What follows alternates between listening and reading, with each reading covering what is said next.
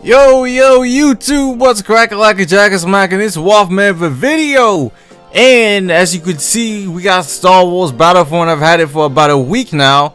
I sold Metal Gear Solid 5 to get it, so yeah, I wasn't enjoying Metal Gear Solid 5. I didn't even actually beat the game, which is really uncharacteristic of me to not beat a game. I mean, I beat almost every single game I probably play and enjoy.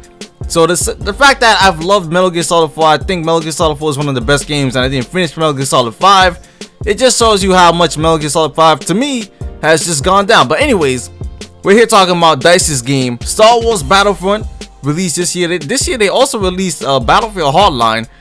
So yeah, DICE makes Battlefield games, and this game has a very similar feel to Battlefield. If you play Battlefield, if you like Battlefield, you might like this game as well. But this game is really for the people that played Star Wars Battlefront 2 and the original Star Wars Battlefront. So yeah, this game was for them. It still has Battlefield elements in it, but this game was mainly for them. And there's been a lot of hate towards this game, man. I mean, there's a lot of things that are missing according to the people that played Star Wars Battlefront 2.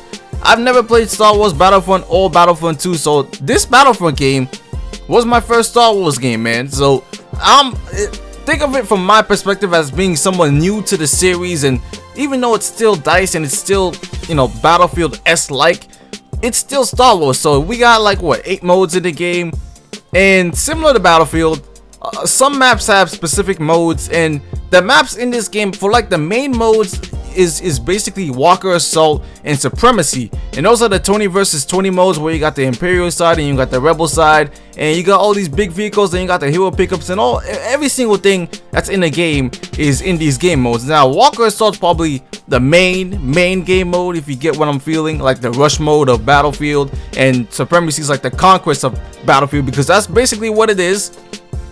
And the maps, there's only 4 maps, and some people that played Star Wars, they're saying it's only four planets.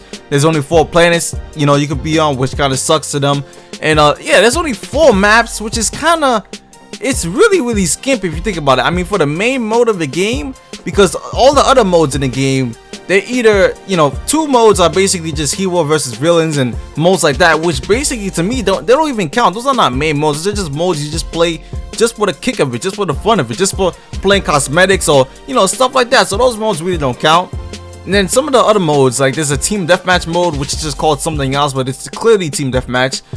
Drop zone and droid run are 2 small modes with no weapons. I mean, not no weapons, but no vehicles and no hero pickups. So you're just playing with your gun in that game, which I guess is cool. And those game modes are really small base game modes. I mean, one of them is 16 players, the other one is 12 players, so it's a really small game mode. I mean, when you talk about Battlefield, we're talking about big battles, man. That's what DICE is always about, big battles. So the fact that you only get 4 maps in these, I think it's a little skimp, man.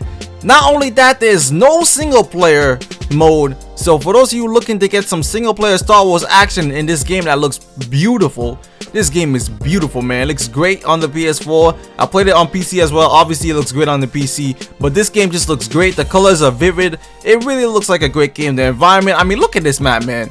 This map is amazing. Look at Darth Vader's lightsaber, and the sounds in this game are authentic. They sound nice. I like the score too. Well, some people don't like the score of the game, but I like the score. I come to grips with the score, man. I like it.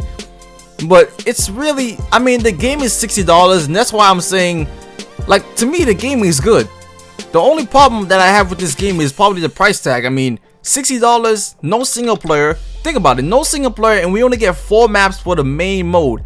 Now there is going to be a new map coming out and a new mode coming out in December, which is basically next week. It's going to be available to all players on December 8th. So yes, that's coming quickly. There will also be 4 expansions in this game. They have the season pass already ready, and the season pass is $50. That's pretty expensive. I mean, regular season passes are $50, but I mean, what do you guys really think, man? Season passes now, they get tricky. I mean, the game has just come out. We only have 4 maps, so we're gonna get a 5th map. But it's like, yo, I mean, that's pretty skip. Call of Duty comes out with what, 12 maps for like almost all game modes can use those 12 maps for Call of Duty. In this game mode, the main mode only has 4 maps, and it's like, it kind of gets repetitive to be playing on the 4 maps. So that's the only thing I have to come with grips in that. I know there's gonna be more modes and more maps, and I played Battlefield, of course, Battlefield 4, Battlefield 3, Battlefield Bad Company 2. DICE hands out good DLC, man. They give out good expansion packs, in my opinion. So I'm not worried about that. I'm just worried about what they have on release is what my problem, especially with the amount of guns and the amount. I mean, I'm just saying. And they also need to include more heroes, which I heard that they will be including more heroes and villains in future expansions, but you're gonna have to pay for that. So yeah. Anyways, on to the gameplay and the objective of the mode. So for the main mode, Walker Assault, you're basically two sides, the Imperial side and the Rebel side. One side is just trying to push their Walker and defend their Walker so it can reach the destination. The other side is trying to take down the Walker, and to do that you need to, you know, control these 2 points right there. You need to activate them, and we're supposed to defend them and stop the other team from activating them so they don't get the Y-Wings to be able to attack the Walker.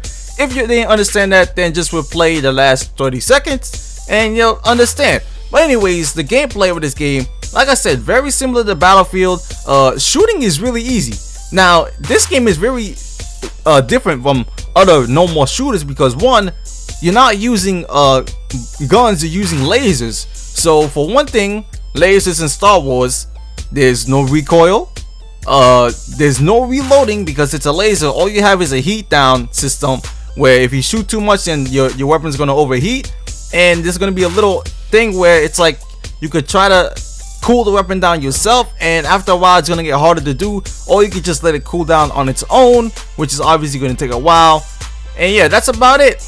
And for like the different perks you could have, or you know, not perks, but maybe cards you could have in the game, you could have 2 cards at one time, which is, you know, pretty alright.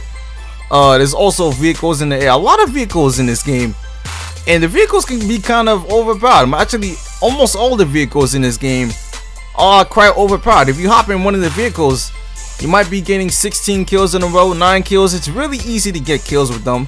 I mean, the other team, the Rebel side, basically has no answer to stop these vehicles, and that's just some of the things that DICE is gonna have to balance, especially some of the hero pickups. I think Boba Fett, the hero I was just using, if you've seen in the gameplay, Boba Fett is really overpowered. I mean, obviously some of the villains and heroes are overpowered than one another, but Boba Fett has to be, to me, the most overpowered in the game for 2 reasons. One of them, his weapon selection. His weapon selection compared to all the other heroes is probably one of the reasons why he's overpowered. I mean, he's got a flamethrower, he's got his regular gun, and he's got a rocket launcher blast, which can take out multiple enemies at a time. Not to mention, he's very versatile and maneuvers because he has a jetpack. Like, come on now.